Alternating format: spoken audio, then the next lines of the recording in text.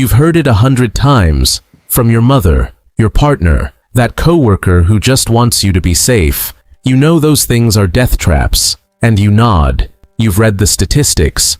You know the odds are not in your favor, and still, every single time you throw a leg over that seat, something in you settles.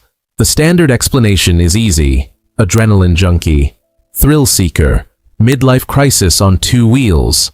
Case closed, right?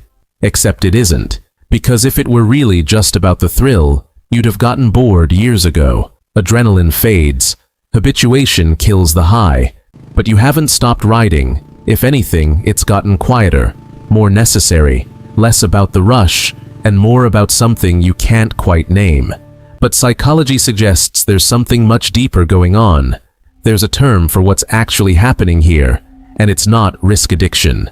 Psychologists who study high engagement, high focus activities point to something we're calling, for the purposes of this channel, kinetic presence. Kinetic presence is the state where physical risk becomes a doorway into total, undivided attention. It's not that riders enjoy danger.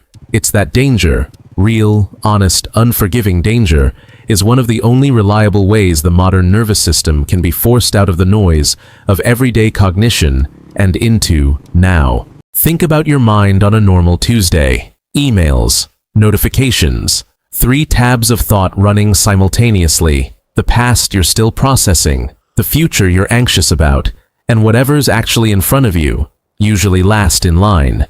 Now think about your mind on the bike. There is no past. There is no future. There is only the corner 40 feet ahead, the throttle under your right hand, and the exact precise pressure of your body against the wind. The bike doesn't care about your inbox. It only cares about right now. That's not thrill-seeking. That's a nervous system finally getting what it's been begging for. Here's where it gets interesting, because not everyone who rides has kinetic presence in the same way. Through pattern analysis of rider psychology, we've isolated 7 traits that show up again and again in people who ride despite the warnings, not because they ignore risk, but because of how they relate to it. And stick around, because trait number 6 is the one almost nobody talks about, the one riders themselves rarely admit, even to each other. You check the bike before you check yourself. Before a ride, you're running your hands over the chain, the tires, the mirrors, almost unconsciously. Most people assume this is just safety habit. It's not only that, it's a pre-commitment ritual. Psychologically, this kind of methodical checking primes the brain for focus, the same way an athlete's warm-up isn't really about the muscles. It's about signaling to the mind, we are entering a different state now. Silence feels louder than noise to you. You don't need music in your helmet. In fact, you might actively avoid it. That's because riders with high kinetic presence often have an elevated need for unfiltered sensory input, engine vibration, wind resistance, road texture. Adding music doesn't enhance the experience for you. It dilutes it. You're not blocking out the world. You're finally listening to it.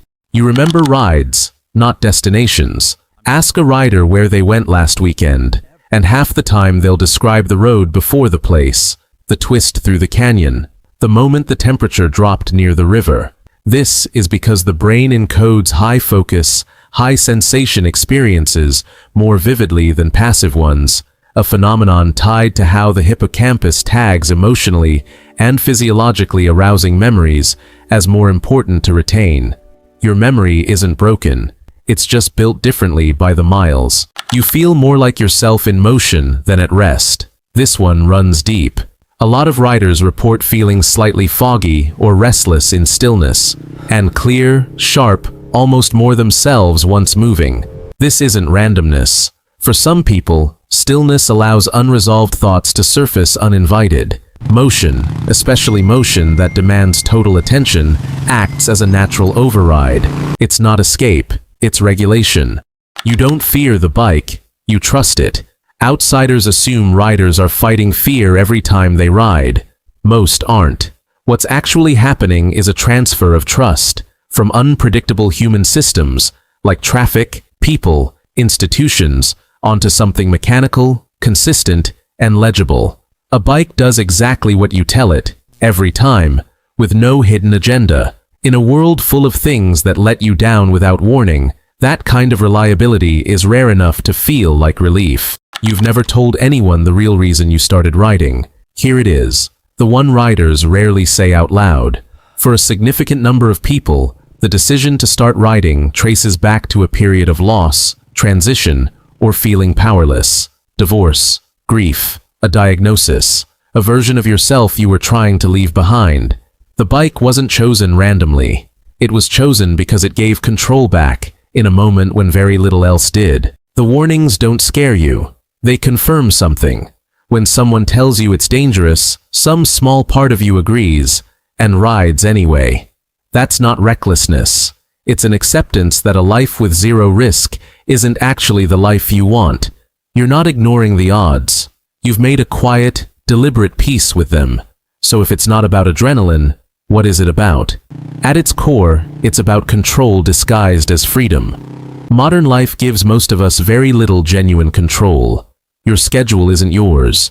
Your attention isn't yours. Even your thoughts, most days, get hijacked by things outside your choosing. But on a bike, every input is yours. Every lean, every shift, every decision about the road ahead. That's you, and only you, negotiating directly with physics. No algorithm, no middle manager, no noise. That's not a death wish. That's one of the last honest relationships a person can have with consequence. And maybe that's the real reason the warnings never stopped you. Because deep down, you already knew, some things are worth the risk, not despite the meaning they hold, but because of it. So here's the question I want you to actually sit with, not just scroll past. Do you ride to escape something, or to finally return to yourself? Tell me honestly in the comments. I read every one, and this is a channel built on the ones of you willing to go there. If this one hit close to home, you already know what to do. Subscribe, and I'll see you in the next one.